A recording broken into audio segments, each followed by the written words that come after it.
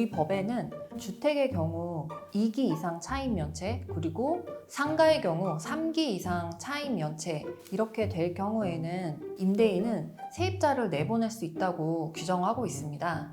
여기서 2기, 3기라는 것은 월세 3개월치, 월세 2개월치 요거를 말하는 건데요. 보통 보증금은 1년에서 2년치 월세 정도의 금액이기 때문에 세입자가 처음 두세 달 월세를 연체해도 집주인분들께서는 큰 걱정 없이 기다리시는 경우가 많은 것 같아요. 근데 문제는 소송을 가게 되면 1심에서 최소 6개월에서 한 1년 정도 걸리고, 만약에 세입자가 상소라도 하면 2심, 3심도 각각 그 정도 기간이 걸려요. 그렇게 되면 소송이 진행되는 동안 보증금을 다 까먹게 되죠. 임차인이 주택의 경우 2달치 월세, 상가의 경우 3달치 월세를 안 낸 게 맞다면 이 소송에서 임대인이 결국 이기시긴 할 거예요. 근데 문제는 실제로 소송이 진행되면 세입자가 시간을 일부러 끄는 경우가 너무 많다는 거예요. 일부러 소장 송달을 안 받거나 소장을 받았으면 답변서라는 걸 제출을 해야 되는데 답변서를 계속 안 내거나 하는 거죠. 또 명도 소송을 하면 점유 이전 금지 가처분이라는 걸 꼭 같이 해야 돼요. 점유 이전 금지 가처분이 뭐냐면 소송이 진행되는 동안 세입자가 점유를 제3자에게 넘겨주면 집주인이 승소하는 것으로 판결이 나와도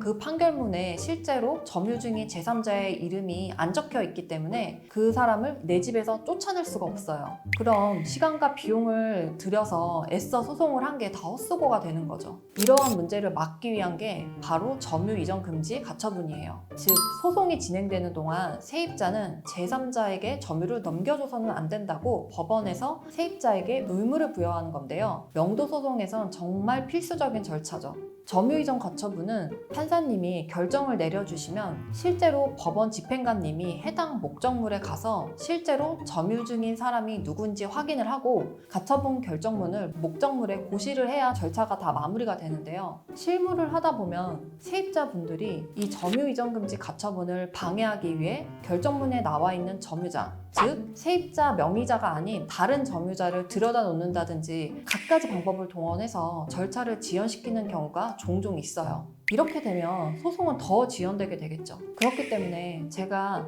정말 임대인분들에게 꼭 조언드리고 싶은 게 2-3개월치 월세가 연체가 된 그 시점에 즉시 계약 해지를 통보하시고 바로 소송을 들어가셔야 피해를 최소화할 수 있다는 겁니다. 세입자분들이 조금만 기다려 달라고 호소를 하셔도 일단 소송은 제기하셔 놓고 다른 여러 방법을 통해서 세입자와 협상이나 소통을 하시라고 조언을 꼭 드리고 싶습니다. 그리고 임대차 계약하실 때 미리 임차인과 재소전 하해 조서라는 걸 받아주시면 이런 복잡한 소송 없이도 월세 연체되면 바로 강제로 세입자를 내보낼 수도 있으니까 그런 제도도 적극적으로 활용하시길 바라고요.